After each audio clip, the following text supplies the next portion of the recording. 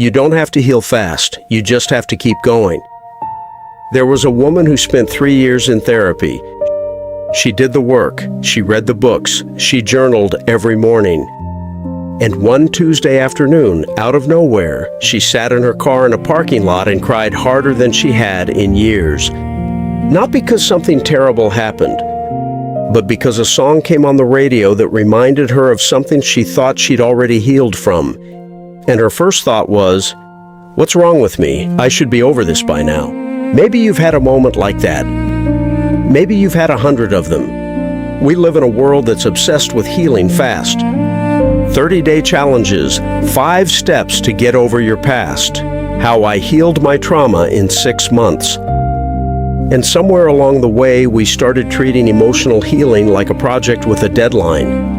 Like if you're still hurting after a certain amount of time, you're doing it wrong. But that's not how healing works. That's never been how healing works. Healing isn't a straight line. It never was. It's more like a spiral. You go around and around the same wound, the same fear, the same pattern, the same grief. And every time you come back to it, you're not in the same place you were before. You're a little higher, a little wider, a little more able to see it clearly. It doesn't feel like progress when you're in it. It feels like going backwards. But you're not going backwards, you're going deeper. And deeper is the only way through. There's a concept in psychology called post-traumatic growth. It's the idea that some of the most profound personal development in human beings doesn't happen despite pain. It happens because of it. Not because pain is good, not because suffering builds character in some simple, tidy way, but because when something breaks you open, when something cracks the version of yourself you thought you were, there's suddenly space for something new to grow in. That only happens when you stop trying to close the crack as fast as possible. But here's the thing nobody talks about. Post-traumatic growth isn't something you achieve. It's something that happens to you while you're busy just trying to survive another day, while you're getting up even when you don't want to, while you're choosing, again and again, not to give up on yourself. Even on the days when giving up feels like the only thing that makes sense. I want to talk about those days for a second. The days when you wake up and the weight is just there again. You thought you'd put it down, you thought you'd move past it, but there it is, same as before. And you lie there thinking, why is this still here? Why am I still like this? What is wrong with me? Nothing is wrong with you. You are not behind schedule. There is no schedule. Healing doesn't move on a calendar. It moves on its own time, in its own rhythm, according to rules that have nothing to do with how hard you're trying or how badly you want to be better. Some wounds take a long time. Not because you're weak, not because you're doing it wrong, but because they went deep. And deep things take time to surface. Think about the people in your life who seem the most whole. The ones who carry themselves with a kind of quiet steadiness. Who can sit with hard things without falling apart. Who have this groundedness that you can feel just being near them. I promise you, every single one of them has a story. A season they barely made it through.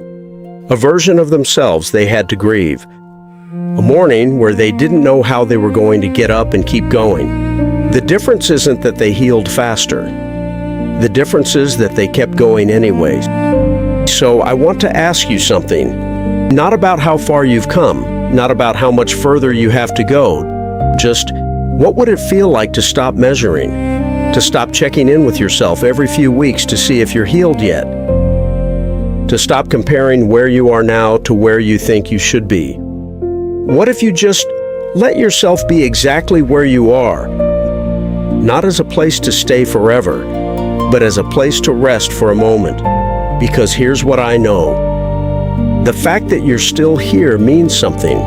The fact that you're still trying, even when it's slow, even when it hurts, even when you can't see the progress, that means something.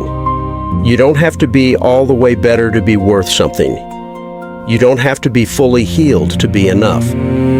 You are enough right now in the middle of it, on the hard days, on the days you go backwards. Growth doesn't always look like growth. Sometimes it looks like finally crying about something you held in for years. Sometimes it looks like saying no when you used to say yes. Sometimes it looks like sitting in a parking lot falling apart over a song, and then wiping your face, starting the car and driving home anyway. That's not failure, that's healing. That's exactly what it looks like. So if you're in the middle of it right now, if you're in one of those stretches where you can't quite tell if you're moving forward or just moving, I want you to hear this. You don't have to heal fast. You don't have to have it figured out. You don't have to be further along than you are. You just have to keep going. One day, 1 hour, one small, quiet act of not giving up on yourself. That's enough. That has always been enough. And on the days when even that feels like too much, come back here. This channel will be here. I'll be here.